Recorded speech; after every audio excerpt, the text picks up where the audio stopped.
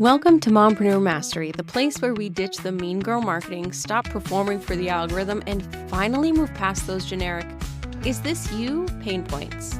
I'm your host, Sydney O'Brien, homeschooling mom of 3, military spouse, and content marketing and messaging strategist who knows your business deserves way more than the content hamster wheel. I built my own business between phonics lessons, surprise deployments, and endless "Mom, I need you" moments, so I know exactly how to create marketing that works in the cracks of your real mom life. Around here, we're not chasing trends just for the sake of it, or faking urgency or income claims to trick people into buying. We are going to get laser clear on your message, build real trust with the right people, and create content that sells without you having to sell your soul or your sanity. If you're ready for a strategy that's connection first, fluff free, and built to fit your actual life, you're in the right place. Today, I'm really excited to talk to Caroline because she, like me, made a kind of shift in her business. And she's also the reason that I felt confident in making the shift in my business. So I'm really excited to share her expertise and knowledge with you all in case this is something you have been feeling lately, or if maybe you're showing up in a way that doesn't quite feel like you or doesn't feel aligned, if your work doesn't feel aligned. So Caroline, can you tell us a little bit about the changes you made and why?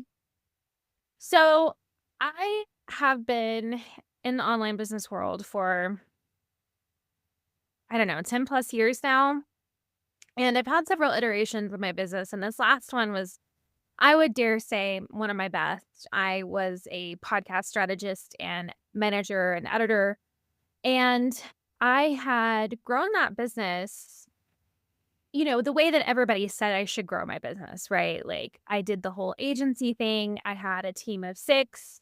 Plus, at some times, we were running between 20 and 30 podcasts a week. And it felt very, I don't know, it was really interesting. Like, I remember we rebranded my business because I wanted to take my name off the sign. And I kept saying that, like, I wanted to take my name off the sign. And so it became this thing that I was very disconnected from. Like, the business was running without me. It was great. And then AI came onto the scene and kind of took over the podcasting industry and how podcasts were created. And it really changed the work that we were doing. And it was definitely one of those like evolve or die moments. And I will be completely honest with you, I did not evolve. I was like so anti AI when it first came onto the scene. But it was also right around that time that I started thinking to myself, because remember, I had taken my name off the sign. I had always had an agency. I'd always had someone who managed my team for me. So when I started stepping back into the work, I was very much realizing that that was not the work that I wanted to be doing. And I also knew that what I wanted to be doing was much deeper. I wanted to be coaching. I wanted to be working with people.